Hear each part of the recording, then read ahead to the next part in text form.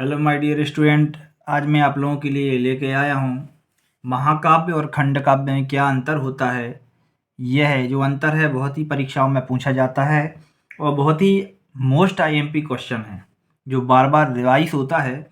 इसलिए मैं आप लोगों के लिए यह महाकाव्य और खंडकाव्य में अंतर लेके आया हूँ। यदि आप किसी अन्य प्रश्न का भी उत्तर चाहते हैं तो कमेंट करके मुझे आप ज़रूर बताएं, मैं उसका भी वीडियो आपको डाल दूंगा। और देखते हैं हमारा जो आज का क्वेश्चन है महाकाव्य और खंडकाव्य में अंतर। तो सबसे पहले हमें लिखना है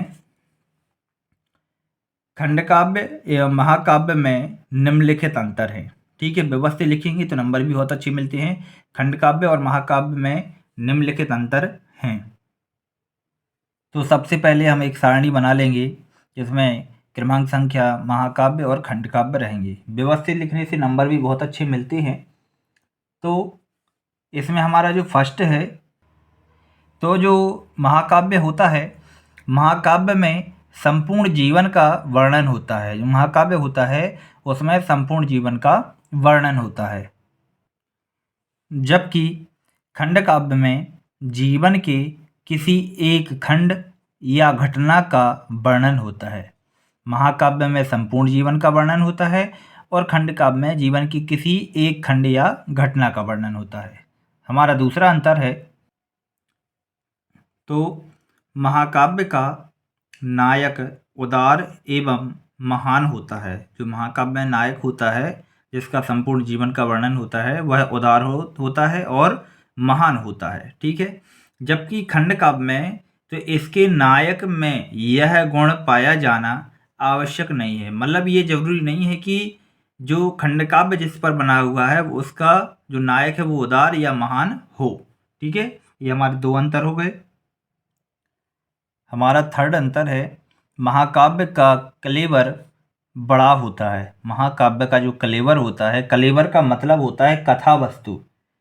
कलेवर का मतलब क्या होता है? कथा वस्तु। तो महाकाव्य का कलेवर जो होता है वो बड़ा होता है। ठीक है, जबकि खंडकाव्य में जो कलेवर होता है वह सीमित होता है।